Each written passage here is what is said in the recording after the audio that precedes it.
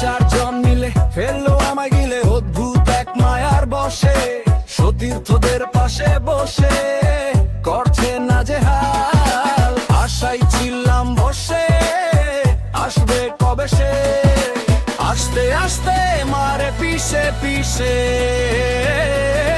করছে বেহাল সময়ে অসমে সে। গাল ফুলিয়ে থাকে বসে কোনো ডাক্তারের জোশে, মেটাতে জ্বালা পারে না সে।